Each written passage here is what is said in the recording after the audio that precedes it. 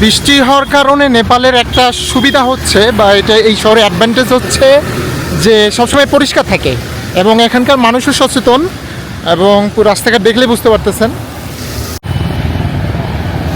Very amazing thing, জিনিসটা ভালো লাগছে।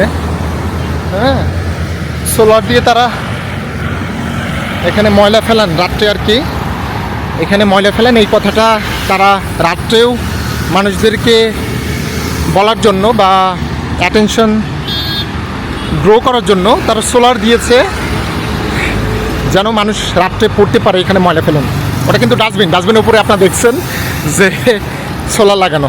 খুবই ইন্টারেস্টিং হচ্ছে যে এবার মানে বিমানে ওঠে পড়ে ওনারা পেপসি দিছে, বাট সামা আমি পেপসি কোকাকোলা কিছুই খাই না।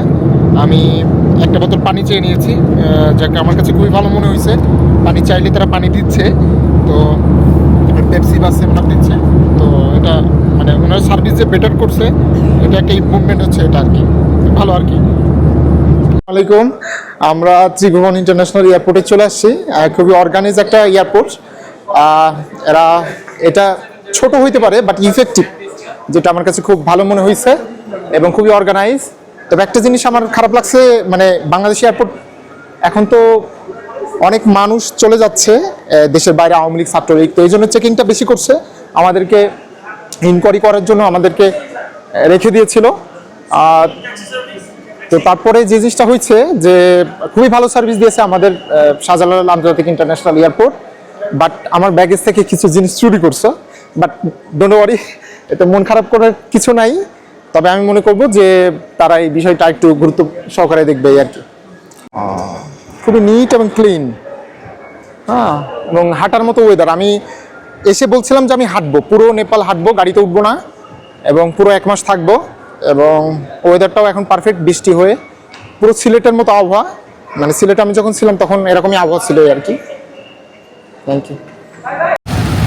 এটা নেপালের সন্ধ্যাকালীন সময়, মানুষ খুবই ব্যস্ত এবং এই যে দেখছেন গাড়ি ঘোড়ার একটু ব্যস্ততা, মানে হয়তো অফিস টাইম শেষ, সবাই ঘরে ফিরে যাওয়ার একটা যে চাঞ্চল্যতা বা দুরন্তপনা সেটা দেখায় বোঝা যাচ্ছে।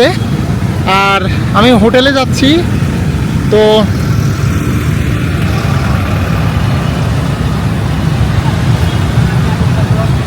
কি এটা শহর থেকে একটু ভিতরে, মানে ডিপ টাউন আর কি, যেটাকে বলতে পারি আমি। আচ্ছা, দোকানপাট এটা খুব অর্গানাইজ, মানে বিজনেসম্যান হিসেবে মানে মানুষদেরকে অ্যাট্রাক্ট করার জন্য খুবই অর্গানাইজ দেখলাম। মানে আমাদের দেশের দোকানের মতো না, মানে জিনিসপত্র এলোমেলো এখানে ওখানে রাখছে, কোনো ঠিকানা নাই, কিছু নাই, ধুলাবালি। যদি এখানে অর্গানাইজ হওয়ার অন্যতম একটা কারণ এখানে ধুলাবালি নেই, যার কারণে হিজিবিজি না। এবং প্রত্যেকটা দোকানে মদের দোকান, ব্যাডলা মদ বিক্রি করে এরা দেখি।